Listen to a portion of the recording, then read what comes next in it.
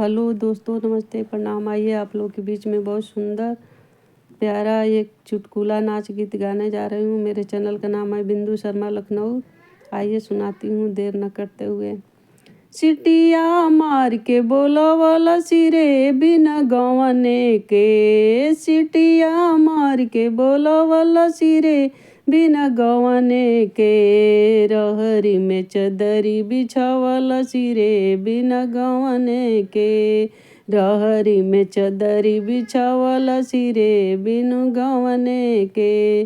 सासू पूछेलिए कबतिया हो बिना गवने के, सासू पूछेलिए कबतिया हो बिना गवने के कर हउए होरिलवा हो बिना गवने के कर हउए होरिलवा हो बिना गवने के।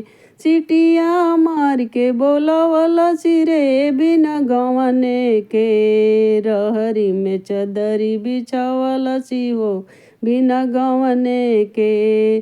सिटिया मार के बोलवला सी हो बिना गवने के, रहरी में चदरी बिछावला सी हो बिना गवने के। जेठनी पूछेलिए कबतिया हो बिना गवने के, जेठनी पूछेलिए कबतिया हो बिना गवने के कर हउए होरिलवा हो बिना गवने के कर हउए होरिलवा हो बिना गवने के। सिटिया मार के बोलवला सी हो बिनु गवने के, रहरी में चदरी बिछावला सी हो बिनु गवने के। सिटिया मार के बोलवला सी हो बिनु गवने के, रहरी में चदरी बिछावला सी हो बिनु गवने के।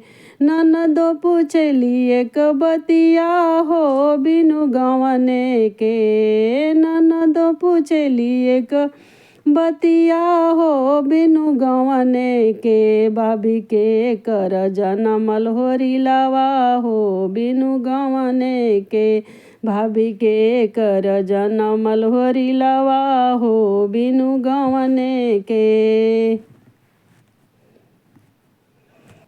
भैया तोहरो छिनरवा हो बिनु गवने के, नंदो तोहर भैया छिनरवा हो बिनु गवने के। उन्हीं के जनमल होरिलवा हो बिनु गवने के, उन्हीं के जनमल होरिलवा हो बिनु गवने के। नंदो तोहर भैया छिनरवा हो बिनु गवने के, उन्हीं के जनमल होरिलवा हो बिनु गवने के। सिटिया मार के बोलवला सी हो बिनु गवने के, सिटिया मार के बोलवला सी हो बिनु गवने के, रहरी में चदरी बिछावला सी हो बिनु गवने के, रहरी में चदरी बिछावला सी हो बिनु गवने के।